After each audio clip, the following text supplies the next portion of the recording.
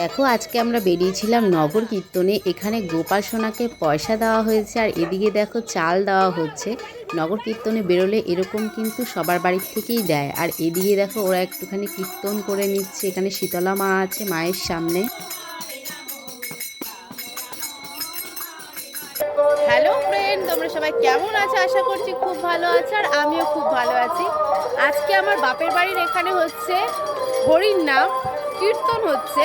তো আগের দিন বেরিয়েছিলাম তোমার ওই কি বলে না, গোপাল নিয়ে বাড়ি বাড়িতে যাওয়া, নগর কীর্তনে গিয়েছিলাম। তো আজকে হচ্ছে এমনি কীর্তন, বাড়িতে কীর্তনটা হবে। চলো তোমাদেরকে সেটা দেখো। এদিকে দেখো কীর্তনের দল সবাই চলে এসছে, সবাই এখন ঠিকঠাক করছে। কান্না আরম্ভ হয়ে গেছে।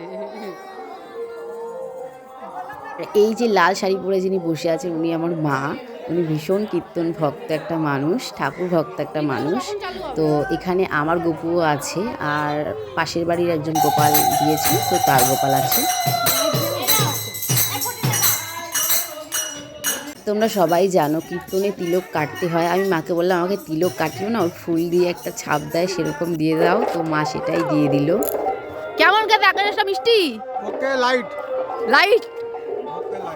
এদিকে দেখো হচ্ছে রান্না বান্না। ইনি আরেকজন আছে, এনারা দুজন সকাল থেকে রান্না বান্না শুরু করে দিয়েছে সমস্ত ভক্তদের খাওয়ানোর জন্য।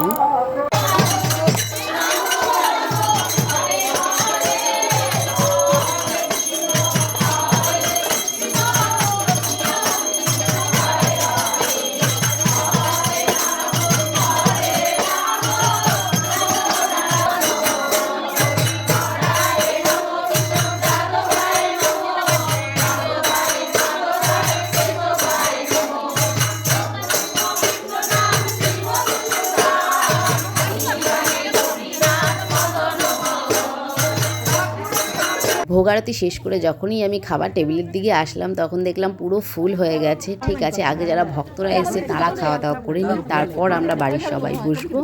আর হ্যাঁ, তোমাদের একটা কথা জানাই, এই কীর্তনটা আমাদের পাড়ার কয়েকটা ফ্যামিলি মিলে আয়োজন করে, প্রত্যেক বছরই করে থাকে।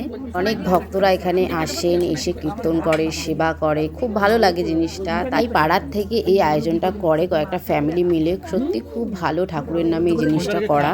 বলি তোমাদেরকে কি কি আইটেম হয়েছে। ভাত, ডাল, বেগুন ভাজা, ফুলকপির একটা তরকারি, একটা ছেঁচড়া হয়েছে, চাটনি, পাঁপড় আর মিষ্টি হয়েছে।